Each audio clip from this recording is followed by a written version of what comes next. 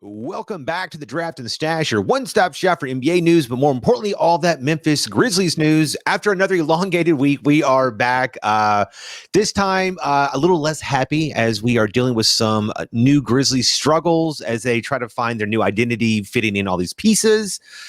That and our fans overreacting. Is the reality less than the expectations, or is it vice versa? But before we can even discuss anything, gotta play the intro. Morant with a running start. Oh my goodness!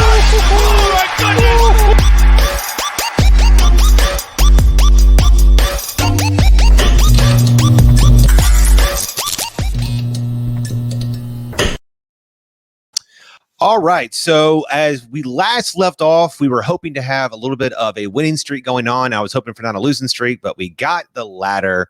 And it's kind of getting to the point where fans are beginning to fight with each other. And there's a lot of arguing, so much so that it's beginning to boil over into the games, as we saw last night versus the New York Knicks, as Ja Morant was ejected for the first time ever. He got hit. This is coming after Taylor Jenkins had just gotten thrown out of the game. Him and Tony Brothers just got into it. Ja claims that Tony Brothers was talking trash, and so he started mouthing back at him. But I think all of us as Grizzlies fans know that Tony Brothers has been a thorn in the side of the Grizzlies for about 15 years now. And but I think that this is just a culmination of the last few weeks of just everybody being just so tired and they just can't get through it anymore, and they're tired of losing. And what do you think, man? Man, it's just frustration boiling over. You see it, you saw it the whole game. I mean, they were just unhappy with the calls that were getting made, unhappy with non-calls. Taylor was coming off the bench in the first quarter, barking at Tony Brothers. Honestly, man, when I saw Tony Brothers was introduced as one of the officials, I had a feeling it would be a game like this. But it's always like that. It used to be like that when Joey Crawford and Danny Crawford were also, they, for whatever reason, man, like a few of these refs they had some bad barbecue or they got into it with the player early on, and they've just hated Memphis. And it's really evident if you go back and look at like all the numbers in terms of like fouls and techs and things like that over the like long call with like Tony Brothers in our in the like wins losses and stuff, whatever. You could say it's a coincidence, but it happens every year. So I don't think it's really like, coincidental. But you can't really blame officiating here. I mean, the Knicks are a good team. Julius Randle looks like an MVP candidate. He abused this in the second quarter. He was awesome. Yeah. I've been a fan of his since college. Shout out to Taylor Jenkins for throwing Dylan Brooks on him in the first quarter. I feel like that was a he tried, man. Move there. Yeah, I mean, like it is what it is. Yeah, I hated seeing Ja getting tossed, man. I know he probably had a reason to complain there. I'm sure Tony Brothers was back talking to him, but he's got to be above that as a star talent. As a budding superstar, top point guard in the league, he's got to stay under control in those moments. We need him on the floor. And I hope that this is a learning situation for him, learning experience, as I hope all of these losses in the last few weeks has been for this team. We just got to learn to execute, man. And I really think that it will be a possibility. I'm not going to say it's going to happen. Anything can happen. But these losses have been so tough, and they've been in it in all of these games that they've lost. It just takes some execution here, some control here. Not doing the flashy play when when you're up 10 with 5 minutes to go. It's just, they'll get there. I really do believe they'll get there. It's weird because when you watch, sports and stuff, NFL, NBA, whatever, you just I'm still in the mindset that all these guys are like adults and they're all older than me. And then I have to remember that they're all like 16 years younger than me. So they're actual, like in Ja's case, basically still a kid. So he's got I think he's like 20 or like just turned 21 or so. So, and then he's grown up with, social media and all that stuff. And and so it's easy for us to sit on the couch and be like, oh, like, he needs to calm down. We're not in that situation. We're not driving to the hoot nonstop, getting pushed, getting grabbed, getting hit, getting knocked to the floor over and over and over again.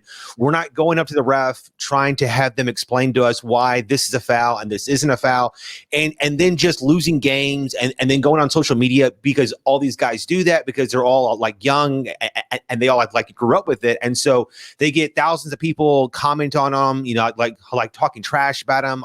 They're on ESPN, and I get it. They're supposed to be professionals, but he's still young. He's still learning all these things. And it was the exact same thing with years ago when we had Pau Gasol. After like a few early years of him being this up and coming player, a lot of fans here were tired of him crying all the time and yelling at the refs. And it's just like, man, I'm getting hit all the time.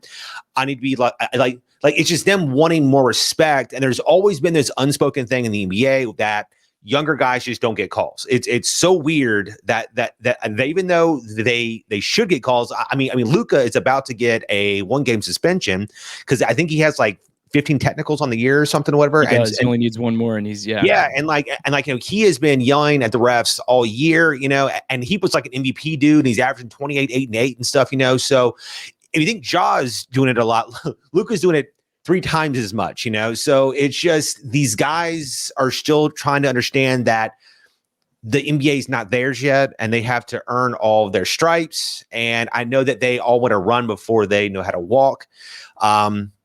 But I think this just kind of leads into our point of expectations versus reality. Do you want to do reality first or expectations first? Let's start out with expectations. We came into the year, the expectations were pretty low. I mean, we were expecting between 20 to 25, somewhere in that ballpark type win season. I was at like 32.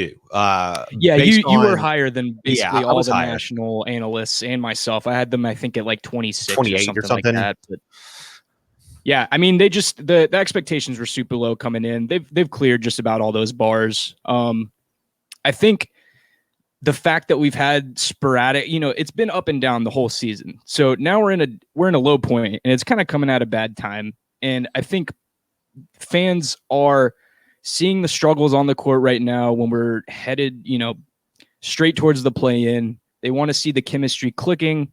Yeah. They want to see Jaren incorporated. Why is he not starting? We can get into that. But I think if you look at the season as a whole, they came in, they executed in a lot of games, especially on the road, and really, really exceeded my expectations. And I think a lot of people's expectations for the season on the whole. I think there's a few things that you could argue were not met expectation-wise. In terms of individual players, I think we had expectations for a few guys. If you go look back at our breakdowns, that ended up not really panning out. I mean, Brandon Clark hasn't really had the type of season that we were hoping for. Even despite the injuries, he had plenty of opportunity, ample playing time to really establish, more of carve out a larger role for himself. Yeah, it's really strange. Establish more of an on-court identity. His shot has taken a step back, but Xavier Tillman, his shot has looked a lot better. So it's like both of those guys have kind of like come in, and we thought Clark's shot, it would take another step, and Tillman's, it would take years. But instead, Tillman has gotten that like corner shot down pretty well, where now when he first started shooting it, I was like, that's gonna be a miss. Now I'm like, okay, I would rather him shoot than Josh shoot at this point. It's like, but I would too, man. Yeah, and like Clark he's changed his form again, and I think he just hasn't been able to get into a good rhythm because Taylor Jenkins plays 11 players, which we will talk about. Man, last night Brandon Clark he was a healthy DMP. Yeah, that's 2 games in a row. Yeah. I mean, it's almost hard to argue against that with the way Tillman's been playing. But I think the only reason he's not getting minutes is because Jaren is coming off the bench, and coach is still trying to get Jaren to play with Ja and Jonas for the majority of his minutes, which is really messing up rotations more than I think a lot of people are realizing. But we want to see Brandon out there. I think the expectations coming into this season were maybe a little unrealistic considering his age and the fact that he played so long at Gonzaga. So he came in experienced. So maybe his rookie season was sort of maybe not his ceiling, but close to what his ceiling is. But in terms of other player expectations, I mean, obviously we had superstar, like high expectations for Ja. On job. And then he came in the first game and dropped like a career high. points in the And first we were game. like, all right, well, Ja's going to win MVP this season. Hasn't really worked out that way. Didn't really even sniff the all-star lineup or he got a lot of fan votes, but I don't think anybody realistically expected him to make it. These are all learning moments for Ja. I think on the whole, his season has been an improvement over last year, and not even a small one. I think it's been, even if you're not looking statistically, if you look at certain moments with Ja on the court, he's executing better than he did in his rookie season. He's learning the flow of game a little bit better. So I'm happy with it. But yeah, we can get into the reality a bit. Hold on. I want to hear what your idea about our expectations coming into the season were, or maybe even our expectations of the team right now. If we had a time machine and we were able to be like, okay, so if we could go back and tell ourselves, hey, you're going to have 32 wins at this point, and you're going to be fighting to get in the playoffs. These are the numbers. This is what's going on, or whatever. You're like 7 games out of the year and have a great shot at getting in. I think we'd be like, wow, that's awesome. The problem is, as the year's gone on, we've seen them look really damn good at times, and that they're able to punch above their weight. It's almost as if we were in high school and they're in the 9th grade, but they're reading at like an 11th grade level. And so we just expect them to always be like 11th grade good, but the reality is that they still have to learn that stuff. And so they haven't actually gotten there yet, So it's easy for us to just want to be back in the playoffs because it's been 4 years. I think all of us fans see that there's so much talent on this team, and we're ready for them to be good now. We're ready for ESPN to talk about them and stuff. We're ready for us as these next like up and coming people. I think it's just we as Memphians have like a chip on our shoulder all the time, and it kind of feeds into our sports teams and stuff, whatever. But if you just look at in the year, there's a mixture of bad losses and really tough losses, and that and these losses I'm gonna start like talking about them, and you're gonna be like, oh yeah, that loss. So in terms of bad losses, and by that I mean we're playing against inferior talent by either through injuries or through the other team has sat a bunch of people or something, and so just perhaps on COVID. paper, we have a better team.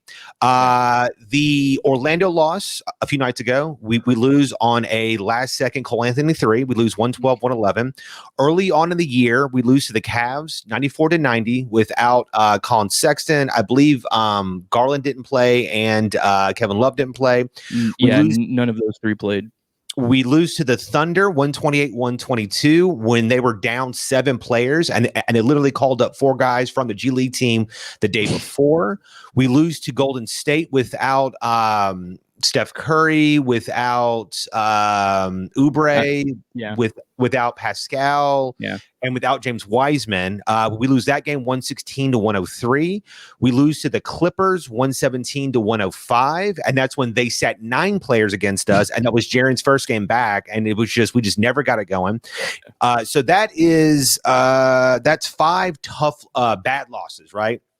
Now, tough losses against teams that were good, and we had a really good chance, and we were up late and should have finished the game, but couldn't finish the game. We have the Bucks loss, 112-111 in Memphis, where Drew Holiday gets a rebound, runs down the court, hits a shot right in Dylan Brooks' face. The first tough Nuggets loss, 103-102, Ja goes up. Jokic gets like a block foul-ish thing happens or whatever. The Utah Jazz, we were down 20 points in that game. We came all the way back, had a chance to win at the very end. We lose 117-114. The New York Knicks lost in overtime. We lost 133-129 after being up a huge amount in the fourth, and we missed like 8 free throws in the fourth or something. The Dallas Mavericks Luka Doncic shot, which will be playing on ESPN until that company goes out of business, 114-113, and the Nuggets double overtime loss, 139-137. If you just go 5-6 in these 11 games, you're 37-27. and that puts you right around that like 6 seed spot, and you're fighting to not even be in the 8 and 7. And I don't think it's too unreasonable to expect this now, having seen what this team has happened. So I think it's games like these that come back to haunt you, which causes fans to be upset, to have outbursts, for people to start yelling about Coach Jenkins and his rotations and Which I was everything or gonna say whatever. puts more pressure on the coach, and all of that. This is not a declaration that I think Jenkins is bad, but if you look at the Knicks game last night, like, I'm like, man, if Tom Thibodeau was the Grizzlies coach, I think we are 37-27. I think that he's a way more experienced guy. He always has a tight 8, and he plays his best players excessive minutes. It's always been his thing. He's always heavy, like, on defense. I think, but that said, I think Jenkins has done an admirable job, but he's also still learning. I mean, this is his second year, as a head coach. He's still trying to figure out how to understand, proper rotations and doing things, and guys with chemistry and stuff. Because if you just look at the analytical data, it would suggest not to play Winslow ever again. He's just not good. And it would also suggest to bench Grayson Allen and to either start Jaren or to start Melton. Jaren hasn't been good, but all of his lineups that show positivity have been on the court with John Morant.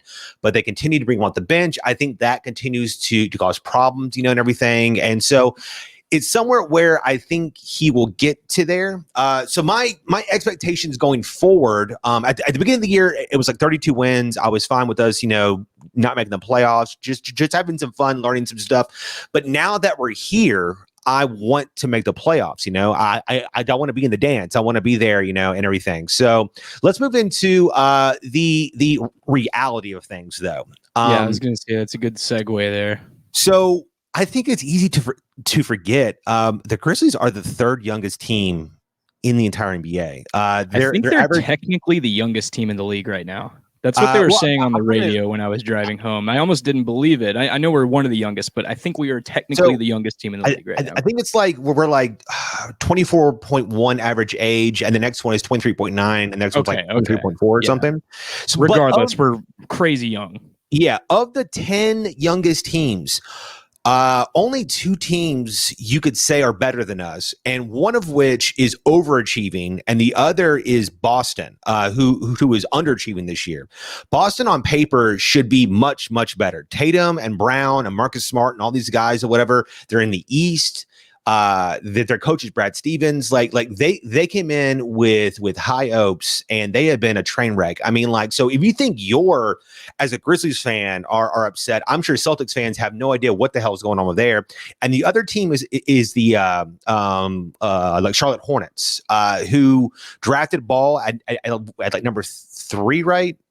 This past draft, and they went out and gave Gordon Hayward a huge bag of money.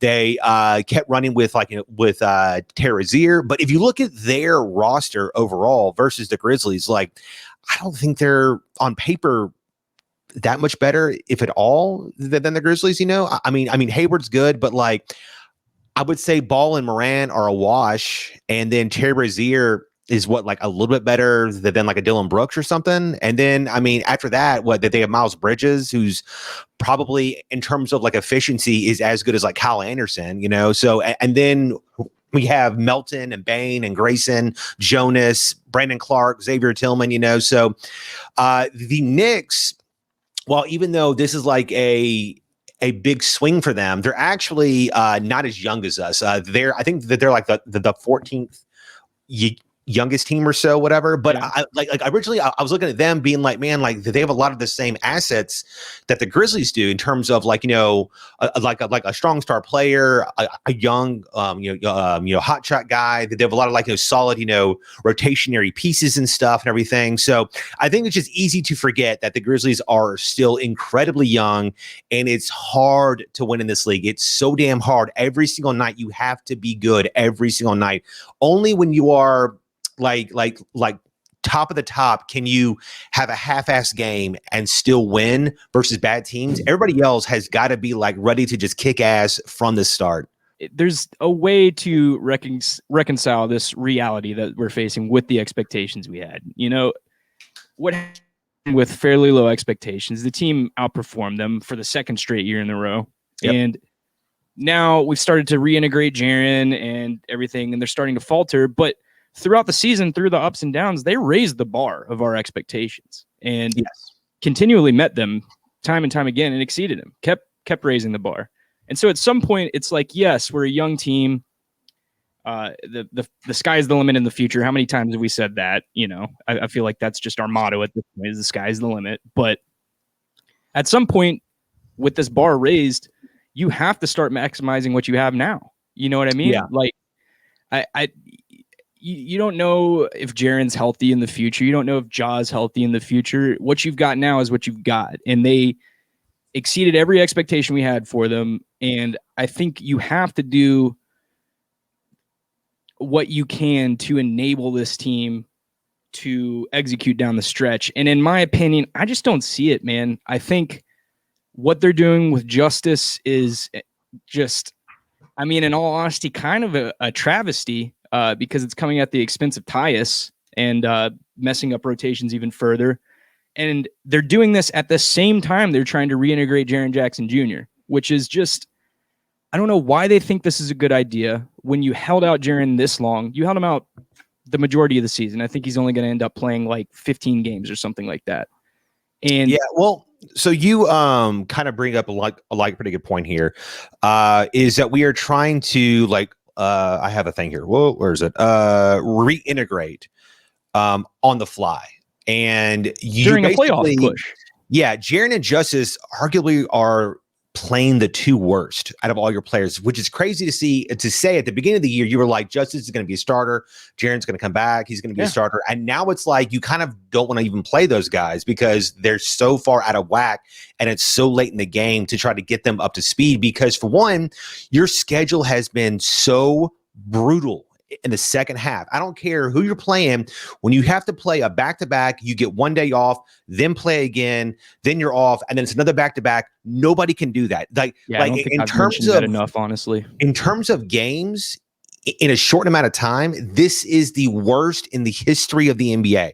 Only the Spurs back in a lockout shortened season back in 99 had a tighter schedule than us after the All-Star break. Like it has been unfair to actually have them do this. And so not being able to practice and try to have them learn, okay, they don't get any days off. They're all, I'm sure, just busted up mentally and physically. They're probably getting tired of the losses, tired of people on their ass and stuff, whatever. And then Jaren and Justice are probably the most frustrated out of anybody, and they can't even get practice time to try to integrate themselves. And so it's just, and so now every mistake that happens, it just keeps it's amplified. It just grows and grows and grows and everything. And not only that, we've had 191 games lost to injury, and another 7 for guys who have missed due to rest or personal things, whatever. That puts us in I think the 5th or 6th team that's had the most injuries. And we are at 32 wins, and we're right there fighting. I think our expectations have been so high, and we have to face the facts here, in which is they're incredibly young. They've been injured the entire year. They've had an unfair schedule put against them. Management is trying to reintegrate pieces when I'm sure that the coaching staff doesn't want to do that. And now fans are turning on everybody, so it's just what the hell is going on, and so that's where it's you have to understand what the reality is here. And that is, it would be great to make the playoffs. In the long run, it doesn't really matter this year. You just want to maximize things, keep learning, keep building. And it's easy for me to say that, but I'm sure every player on this team wants to make the playoffs. And I would love for them to also do that. And every team out of every training camp comes out of that camp saying, we're going to be great, we're going to kick ass, and they want to win a championship. And so it's easy to be the plan is to be good in 3 years and this and that. But the plan for the guys on the court is to be good every damn game and win every single year. And so it's easy for fans and the management and the coaching staff to be we're just slowly growing. Those guys don't want to wait. And so I think they're their impatience and their young bridal youth on the court has made us raise our level of expectations to they should be kind of good now, and that's kind of unfair because they've asked us to cheer for them, but we're trying to weather expectations because of all these facts and all these reasons, but they're so damn fun and so good. We want them to be like in the playoffs now, So it's a very, very fine line. It's very silly. Everybody needs to calm down. It's crazy. I agree. We're not getting the wins that we want right now. We have throughout the season, we've had ups and downs. We've said that, but I think the thing that needs to change next season, and I agree with you on all points. I think fans need to pump the brakes a little bit. If we miss the playoffs again this year, bow out in the play-in, yes, it will hurt, but it's not the end of the world. And on the flip side, if they do make it into the playoffs and get bounced in 4 games by the Lakers or the Jazz or somebody like that, that's also okay. That's okay. That's experience. That's experience they didn't otherwise have. That's more basketball being played by these guys. Not only that, I think you can't look at any team that has won a championship and has just done it on their first run. Just like right away. Yeah, exactly. Like the Warriors, the Thunder, they got to the finals, but it took them a while. The Heat, all these teams have, almost always get there once and then get their feet wet, understand what it takes to win and that next level, then make a real push after that. So I'm okay with us getting there and winning like one game or something, just so they can understand like how much more intense it is, and the crowd's going to be like so much more intense, and the fans are going to be like on their back. And every shot is like a heartbreaker. It's incredible the huge leap, and so I'm fine with them getting there and losing out, but then understanding, okay, so it took this much to get here. It's going to take this much more, And back to expectations. I think, regardless of what happens this year, the only expectation I have coming into next season with this young team is that they will take some of these really painful losses and apply that in clutch situations in games in the future. Because it's simple things, man. It was a turnover here, a bad shot here. Yeah. You learn to execute in those moments, and I think a lot of those losses turn into wins, and the Grizzlies just rise and rise. And maybe we add more talent next year or something like that. But the reality for now is we've got what we got. Jaren's working back in. Justice isn't looking great this season, but we're still 32-32, sitting at 9. We're a half game. We're really not even a half game. We're 0.08 of a percentage behind Golden State right now for the 8th. So it's in our hands. Our fate is the fate of the team is in their hands. So we'll see how it goes, man. I'm excited. You're talking about one shot here or there, one turnover. Of those 11 harsh losses that I talked about, 8 of them are 4 points or less. Yeah, multiple. Literally, basically a possession. Multiples are 2 points, 3 points, 4 points. Like that is free throws would make the difference. That is legit free throws.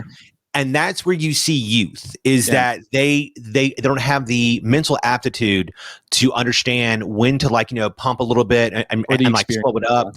Yeah, it's like they play with their hair on fire the entire game, and sometimes it works and it's great and it's a lot of fun. But at some point, they'll learn to let the game come to them and be calm. And, Ja will learn.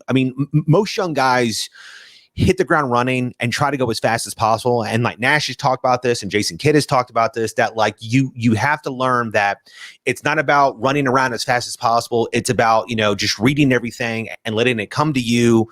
And once Ja gets there, he's going to be insanely good.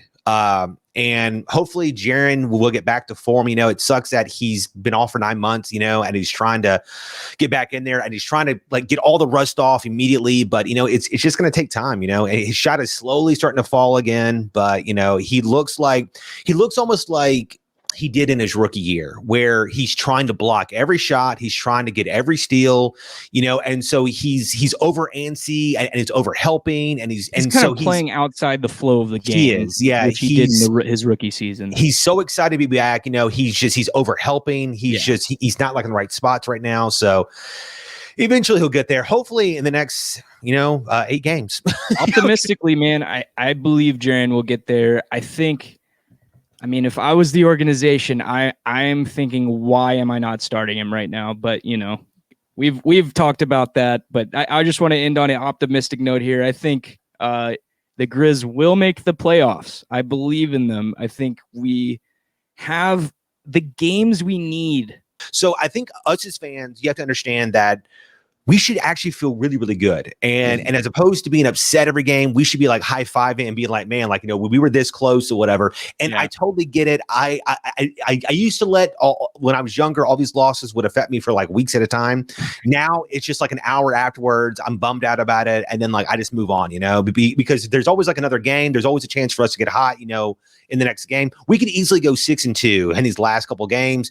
All of a sudden, Jaren's cooking. All of a sudden, nobody wants to actually play us. And would be just like you easily get in and stuff, you know. So it's all about runs, you know. So who knows what happens? But guys, hopefully this will help everybody calm down and just understand expectations versus reality. It's okay to have expectations, but you have to understand the facts and that the Grizzlies are very young. It's been a hard year, schedule-wise, injury-wise. They haven't had practice, so just give them a break. Give them until next year, and then excuses. Yeah, and then we'll start to actually hate them. Okay, Frank, any last words? Man, I just thanks guys for hanging in there with us. Go Grizz. You know, I know things are tough right now, but like we've been saying, man, just pump those brakes. Keep an eye on the future. And who knows, maybe we sneak into the playoffs and make some noise. Maybe Jaren integrates real quickly here in the next few games. Fingers crossed, man. Yeah. All right, guys, as always, please like and subscribe to keep up to date with the Draft and Stash. We will be coming back, we think, to do a live lottery look in to see where all the teams are going to be picked, and also to practice how to do live stuff. But until then, hopefully we'll be back on time next week with good Grizzlies news. All right, guys, thank you so much. Thanks, guys. Go Grizz.